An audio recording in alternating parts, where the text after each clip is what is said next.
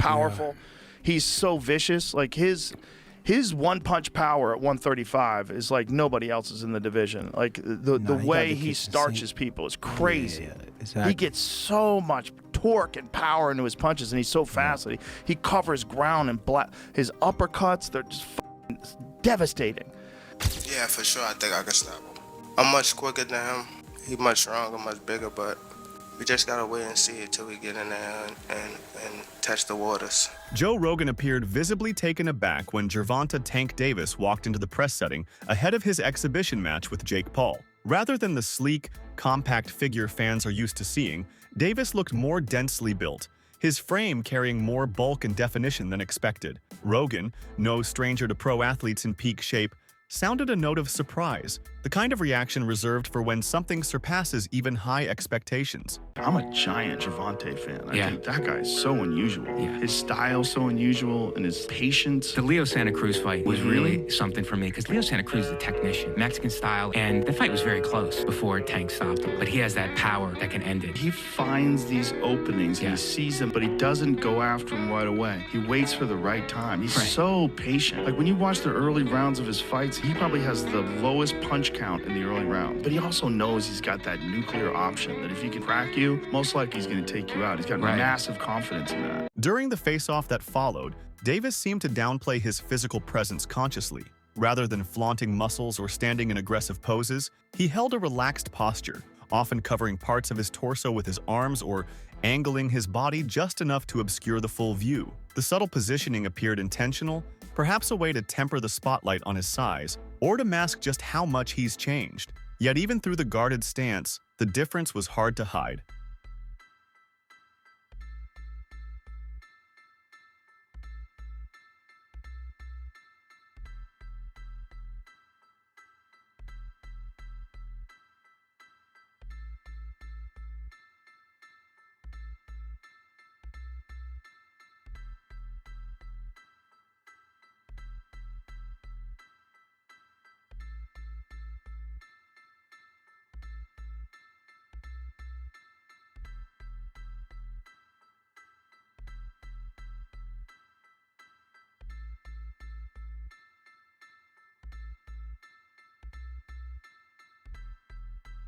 Joe Rogan points out that Jake Paul's actions are more about promotion than competition. He explains that these types of fights are set up to attract casual viewers and to draw curiosity by making unusual matchups. According to Rogan, the betting talk and the spectacle surrounding these fights are less about real sporting merit and more about creating headlines. He believes Jake knows how to keep his name in the spotlight and uses boxing as a platform for promotion, even if the matchups do not make much sense.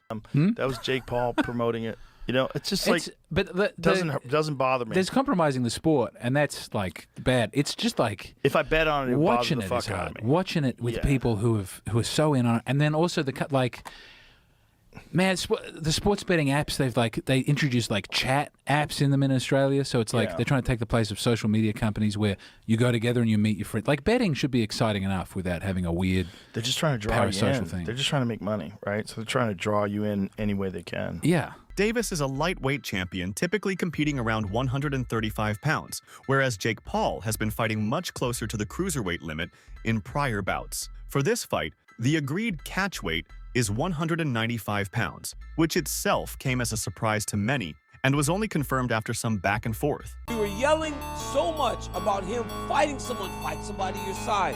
His next opponent is by far the most credentialed guy ever fought actively in his prime. There's one problem.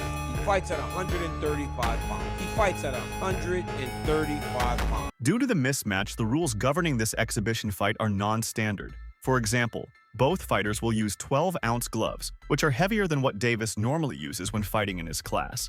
The Jake Paul versus Tank fight is getting really weird. Gervonta looks scared for his life because the rules are out. They're crazy. Oh, so everyone thought that the fight was at 190. Instead it's at 195, and this weight difference is scaring the life out of little Tank. Over 10 3-minute rounds. I said it was 190. The next dispute comes with the gloves. Little Tank is used to fighting in 8-ounce gloves. Baby glove. This fight will be in 12. Hands might be too small. Oh, so Tank just fought in a 12 3-minute round fight against Roach. Yes, and now he's fighting in 10 3-minute rounds, which isn't too bad. Well done, Jake. Exhibition though, can he win? Yes, he can actually win. It will be overlooked by 3 sanctioned judges. So he can actually still win and knock him out. But here's the trick. It's body punches only. And there's a reason. That's because Tank said, look, this is a bit unfair. I don't want to punch up. I want to punch at my head height. Where does it fall? At Jake Paul's belly. Oof. So apparently we've heard there's no knockdown rules, but aside from that, it's a pretty well-rounded fight.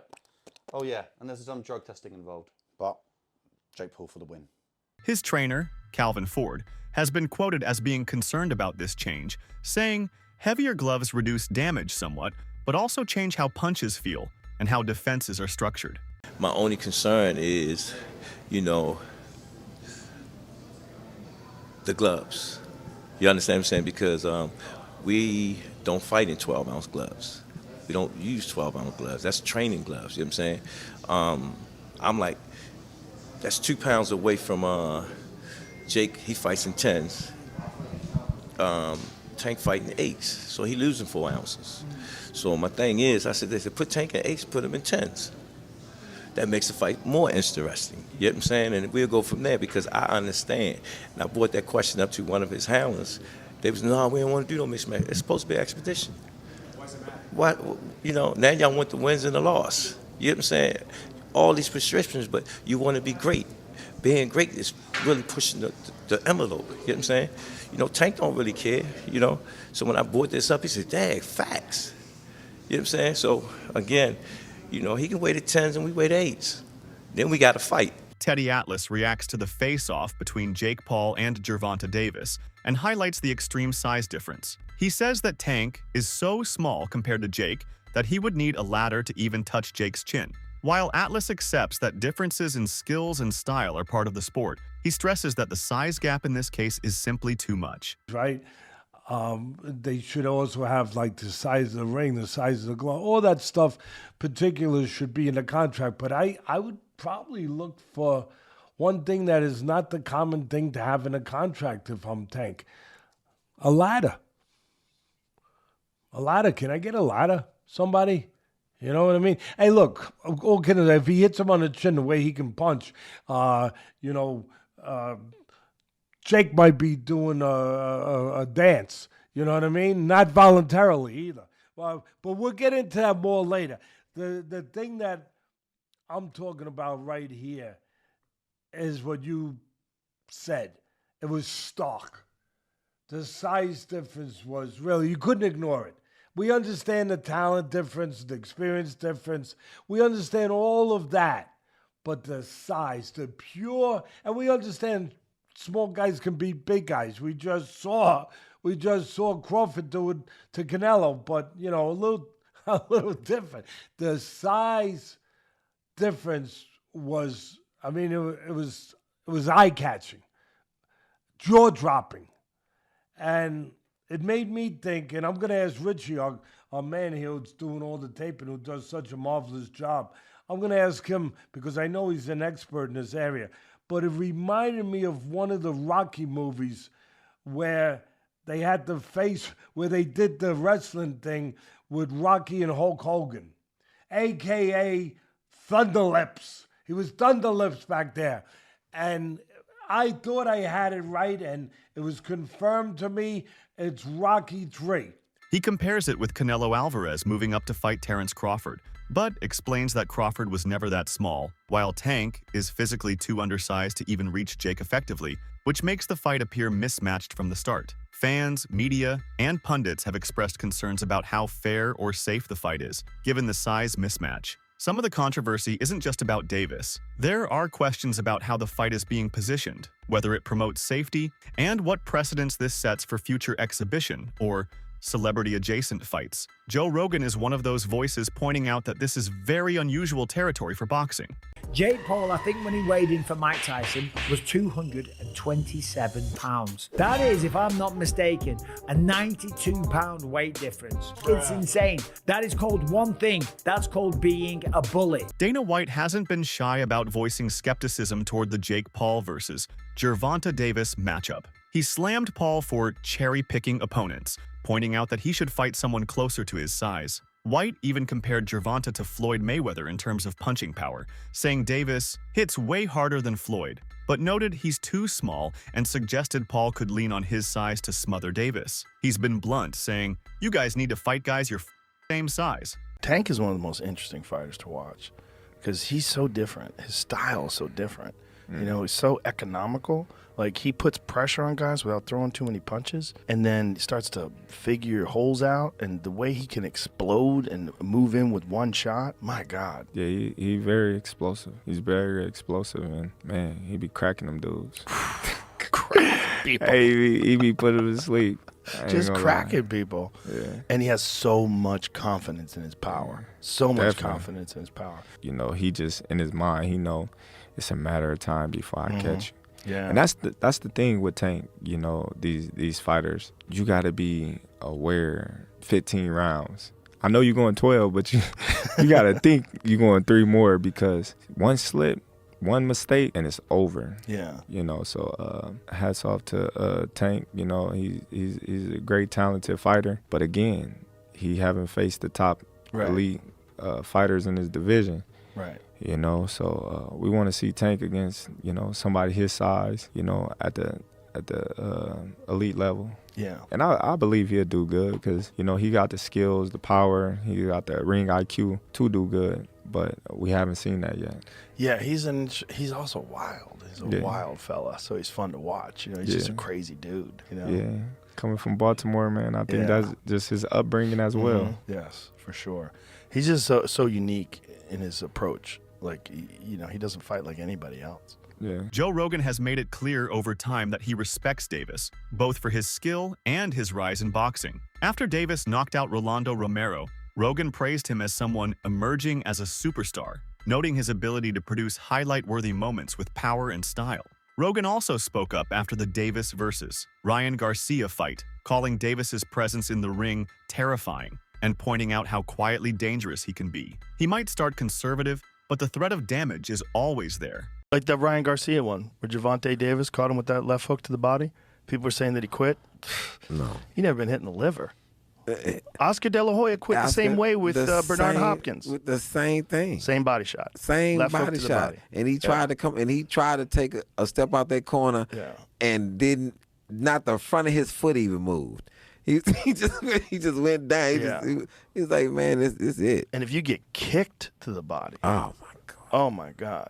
A kick to the body is so goddamn devastating, especially a spinning back kick. You could literally pick someone up in the air. It's like they got hit by a car. Any kick. Yeah. To that. It's really something to see a kid who has nothing, born into extreme poverty, become a world champion, like Gervonta Davis. Yeah. It's an inspiring story. It is, and it's great for everyone because it gives you fuel. Like, for a person who's coming up in life, even if you're not a fighter, you see what someone's gone through, and you see the success that hard work has created. Right. And it can be a roadmap for your own life. There is growing evidence suggesting that Davis plans to retire after his upcoming exhibition match with Jake Paul, and that securing financial stability is the driving force behind the decision. Tank himself has repeatedly expressed disillusionment with boxing, calling the sport dead and lamenting its lack of loyalty. His trainer, Calvin Ford, has confirmed that Tank picked the Paul fight over other competitive rematches because the purse was much more lucrative. Aside from money, there are hints that Tank has simply grown tired of the physical, emotional, and mental demands of the sport. Recent comments suggest he's been fed up and wants out. Moreover, he's indicated that this fight will mark his final appearance, emphasizing a wish to be done with being seen, to focus more on family and life after boxing. Go band for band on what you making. Again, there's nothing wrong with Tank going to get his money, but let's all be clear that that's all the fight is for Tank. He's telling you without telling you that he's fighting Jake just because he's getting $40 million. So when we talk about boxing being dead, Tank has to line up at the front of the line. I can't blame him, but don't throw around, oh, boxing's dead and people switch sides and all of that. You chose not to be great. That's it. You chose not to be great. Stuff like that, choices like that will kill boxing, for sure. On a competitive level, it won't kill it on a business level. On a business level, until people run out of interest in these kind of matchups, it'll do well. On a competitive level, choosing not to fight the best will kill the sport. So maybe it's better if people like Tank aren't in the sport. And I don't even say that because I want that to be the case. I think Tank is ridiculously talented, but you can't want a fighter to fight more than what they want to. You can't. Tank fans or Tank people that like Tank and think he's one of the best, you can't want it for him. And then Shakur came back with, that's how I know you soft. I can't even go back and forth with you soft ass. You rather pop to me on social media than get in that fire and get embarrassed. I get it. Peace and blessings upon you, cuz. He says, the people got you chest out so bad. You talking like you a killer, forgetting that you the one that runs, bitch. I'll be bring the fight to you. This dude, a made-up character.